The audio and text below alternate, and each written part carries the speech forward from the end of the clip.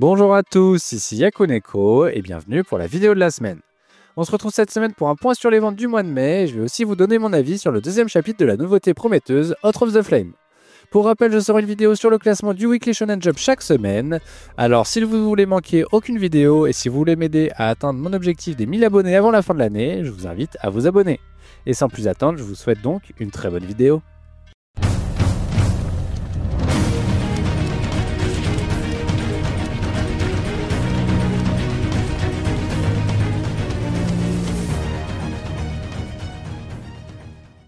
Cette semaine, One Piece est en pause habituelle, il devrait être de retour dès la semaine prochaine. Et la nouveauté Nice Prison en est à son 4e chapitre. Pour rappel, il intégrera le classement à partir de son 8e. Place aux pages couleurs et c'est Sakamoto Days qui fait la couverture du magazine cette semaine, et le moins qu'on puisse dire, c'est qu'elle est vraiment très réussie. Tout comme la lead color qui l'accompagne d'ailleurs, elle met en avant son tome 21 sorti en mars dont les ventes ont été décevantes malgré la sortie de son animé. Out of the Flame s'offre également une page couleur pour son 2e chapitre. J'ai bien aimé ma lecture de ce dernier, même si je trouve que ce n'est pour l'instant pas très original. J'ai en tout cas très hâte de lire la suite.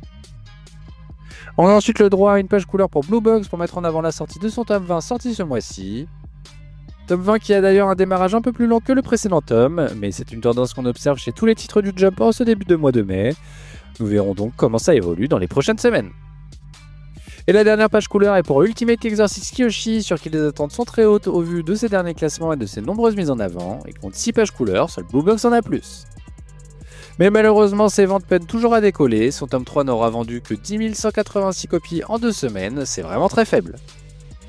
Le bas du classement commence à être redondant et on a hâte que certaines séries se terminent, en effet Ambers est de nouveau dernier. Et comme d'habitude, il est suivi de près par Star of Beethoven, la série sortie à une semaine d'intervalle. Et avec Super Psychic Policeman Shoujo qui le complète, on se retrouve avec exactement le même trio de fin que la semaine dernière.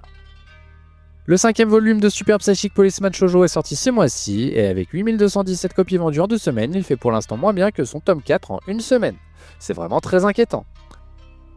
Kill Blue chute malheureusement de 3 places alors qu'il était enfin parvenu à obtenir des classements corrects, il n'est donc que 11e cette semaine. 2 petites places de gagné pour Seedcraft Love is a Mystery qui a réussi enfin à mettre un peu de distance avec le trio de fin. Witchwatch remonte doucement mais sûrement et gagne ici une place et est donc 9e cette semaine. Imaten chute quant à lui d'une petite place mais obtient tout de même une bonne 8e place au-dessus de sa moyenne. Bonne opération pour Mien Roboco qui gagne 4 places et est donc 7e cette semaine. C'est assez rare mais 2 tomes sont sortis sur 2 mois consécutifs. Son tome 22 a pour l'instant vendu 10 788 copies en 2 semaines, c'est un peu moins bien que son tome 21 pour le moment. Une petite place de perdu pour The Elusive Samurai qui se retrouve à la 6e place pile dans sa moyenne. Net chute au niveau des ventes par contre, il sera vendu seulement 39 108 copies de son tome 20 en 2 semaines, son tome 19 en comptait 46 261 à la même période. Kagurabashi réintègre le top 5 de justesse grâce à cette remontée d'une place.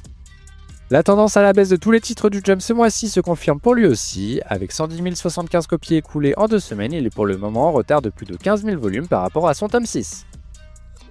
Shinobi Hunter Cover réintègre le classement après une page couleur à une très bonne 4e place. La grosse surprise de la semaine est pour News Exorcist qui revient de page couleur à une excellente 3e place, c'est tout simplement son premier podium de l'année. Akane Banashi perd une petite place mais obtient une superbe 2e place tout de même. Mais pour la 5e fois cette année, c'est bien la pépite Ichi the Witch qui s'empare de la première place.